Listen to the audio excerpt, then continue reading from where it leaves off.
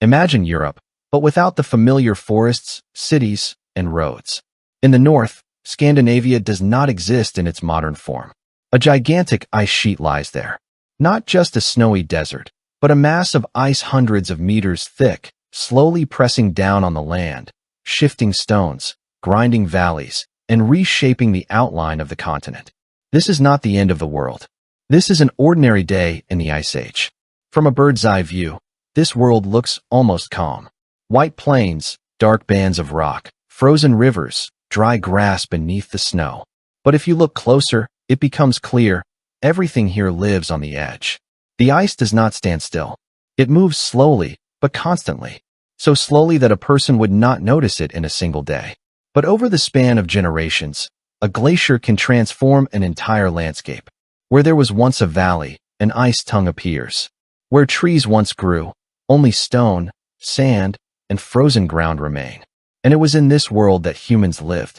Not in a beautiful prehistoric fairy tale. Not in a romantic world beside a campfire. But in a cold, dry, open space where survival depended not on strength, but on attention. The people of the Ice Age were not primitive in the way we often imagine them. They read the landscape the way a modern person reads a map. They knew where the wind blew snow away and exposed dry grass for animals. They understood where herds could cross a valley. They remembered the places where flint, water, shelter, and fuel could be found. In this world, a mistake came at a high price. If a group chose the wrong route, it could end up without food. If it stayed too long in one place, the animals nearby would disappear. If it missed a change in the weather, the cold could close the way back. So life here was not chaotic. It was highly precise. Look at these open plains. Today, they may seem empty, but for the people of that time, this was a territory full of signals. Hoofprints in the snow, broken branches, dark patches on a slope where the snow had melted faster, the flight of birds, the direction of the wind. Every small detail could mean food, danger, or a change in the weather. Animals were the central part of this world. Mammoths, bison, reindeer, wild horses, woolly rhinoceroses, they did not simply live nearby. They shaped human routes. Where herds moved, there was a chance of life. Where herds disappeared, people had to move on. But hunting was not a constant heroic battle with a mammoth, as it is often shown in films. Most of the time, people observed, waited, followed, and assessed risk. Attacking a large animal without a plan was almost suicidal. It was far more important to choose the right moment. When the herd passed through a narrow place, when an animal fell behind, when the terrain worked in the hunter's favor. In the Ice Age, the one who survived was not the bravest. The one who survived was the one who understood the environment best. Settlements also looked different from the way we usually imagine them. These were not permanent villages in the modern sense. More often, they were temporary camps tied to the season, animal routes, and available resources. People could return to the same places again and again because these points worked as nodes of survival. Here, they could shelter from the wind. Here, there was water nearby. Here, herds passed through. Here, they could repair tools, process hides, dry meat, and wait out bad weather. From a drone's eye view, such a camp would look almost invisible. A few dark patches on the snow, a thin line of smoke, tracks around the shelters, people moving slowly and economically, because in a cold environment, unnecessary movement is avoided. This is an important detail. The Ice Age was not one endless snowstorm. The climate was harsh, but it was not always the same. There were dry, cold days, clear skies, strong winds, thaws, and short seasonal windows.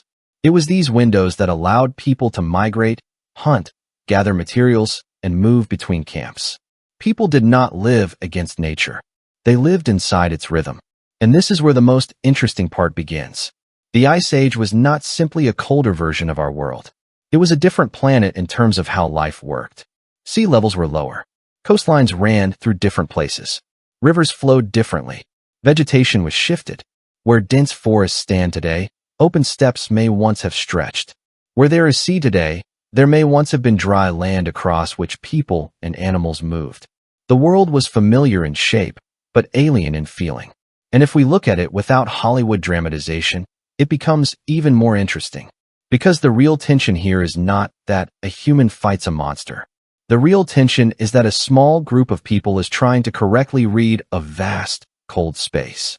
When to move, where to stop, whom to wait for, which herd to follow, when to take a risk, when to turn back. Every decision was part of a long game of survival. And it was this game that shaped humans far more deeply than isolated moments of hunting. It taught them to plan, remember routes, pass on knowledge, work as a group, protect fire, make clothing, build shelters, and think several days or even weeks ahead. The Ice Age did not simply test human endurance. It forced humans to become smarter. Now imagine the end of this world. The ice slowly retreats, not in a single day and not within a single generation. But the landscape changes. Where there was tundra, more vegetation begins to appear. Animals change their routes. Some species disappear, while others move north.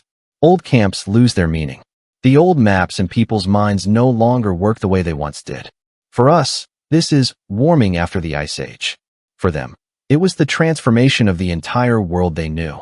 And here lies the paradox. The glacier seems like a symbol of stillness, but in reality, the Ice Age was an era of constant movement. The ice moved. The herds moved. People moved. Coastlines, rivers, seasons, and the boundaries of life all moved. This world was not dead. It was slow, cold, and extremely demanding. And perhaps that is exactly why it is so interesting. Because when we look at the Ice Age, we do not see only ancient nature. We see a moment when humans did not yet control the world, but were already learning to understand it. Not to defeat it, not to conquer it, but to read it. And in that cold space, this was the main condition for survival.